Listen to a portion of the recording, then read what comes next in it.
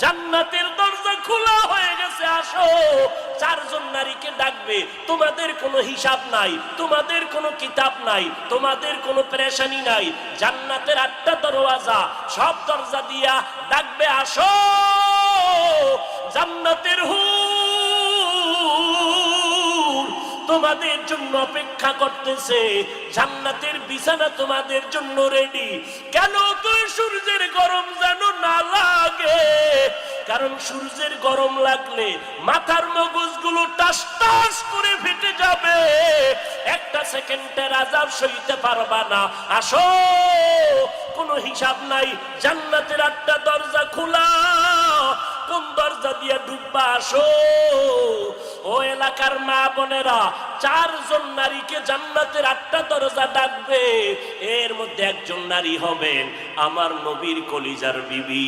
2জন স্বামী বিদায়ের পরে বিধবা 40 বছরের নারী খাদিজা রাদিয়াল্লাহু তাআলা আনহা। এমন আদর্শ জমিনে আর কারো নাই, অমুকের আদর্শের সৈনিক আমরা, আল্লাহর কসম।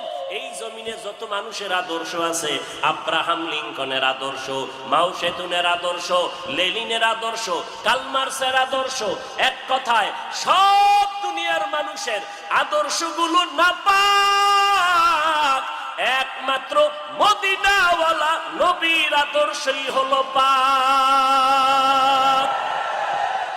সমস্ত মানুষের আদর্শ নাপাক, মদিনার নবীর আদর্শ কেন পাক?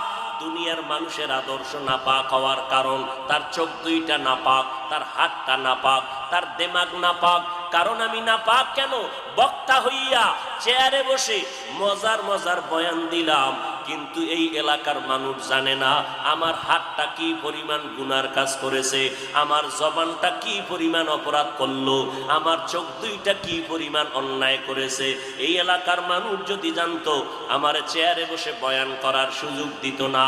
আল্লাহ কয়, বান্দা আমি তোর সম্মানটারে নষ্ট করি নাই, কারণটা কি জানো? তুই বড় আলেম এই জন্য না, তোর বডির মধ্যে আছে পয়গম্বরের আদর্শ, আর তুই মুহাম্মদের উম্মত হওয়ার কারণে তোর ইজ্জত নষ্ট করি নাই।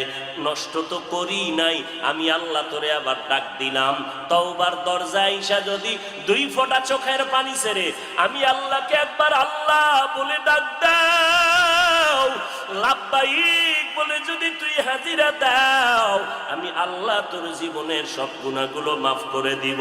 কারণ আমি চাই না আমার মায়ার নবীর উম্মতেরা জাহান্নামে যাবে, কারণ একটা সেকেন্ডের আযাব আমার কোনো বান্দা সহ্য করার শক্তি হবে না।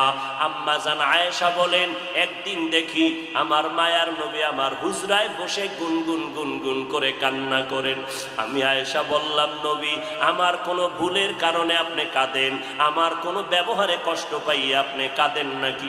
মায়ার নবী কয়, না না আয়েশা, তোমার ব্যবহারের কারণে কাঁদি না, আমি কান্না করি হাসরের ময়দানের কথা মনে পড়ে গেছে রে আয়েশা।